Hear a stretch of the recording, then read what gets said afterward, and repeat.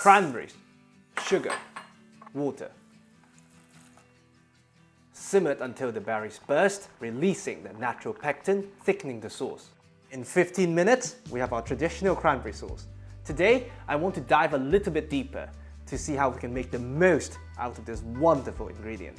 First, let's talk about the moisture. Cranberries are 90% water and only 4% natural sugar. Simply by eliminating most of the water content, you have something that is up to 65% natural sugar, concentrating their natural sweetness. Here, we have 40 grams of store-bought dry cranberries, and they contain 26 grams of natural sugar. But it's not just the sweetness that they're concentrating. Similar to raisins, they develop this much deeper, jammy flavors, which is exactly what we want from a cranberry sauce. So we treat them exactly like any dry ingredients we want to get the most out of by making a dashi.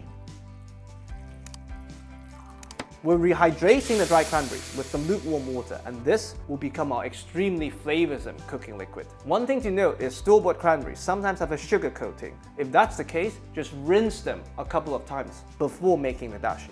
We set this aside about 20 minutes. Now, let's talk about temperature. How do we get the most out of the 4%?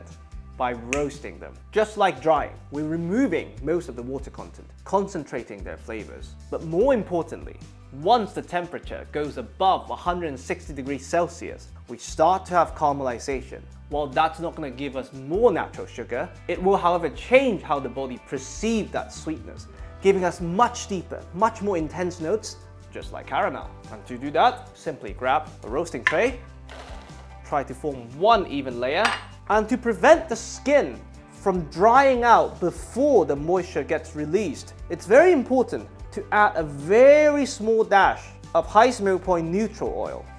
This will not make the end product oily, but will help the skin soften in the final stage of cooking. 190 oven, 20 minutes. But watch it closely to make sure they don't burn. After 20 minutes, we have our beautifully caramelized cranberries and our cranberry dashi. Now, simply add them to our saucepan.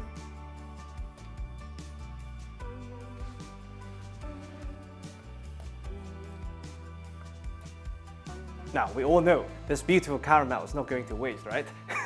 Dashi goes straight in. And we mop up all the beautiful flavors.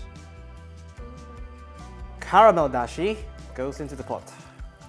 Now, what have we gained with these two steps? Concentrated sweetness, deeper, more complex flavors. What have we lost? Sharpness, acidity. Solved? Now we can simmer and cook.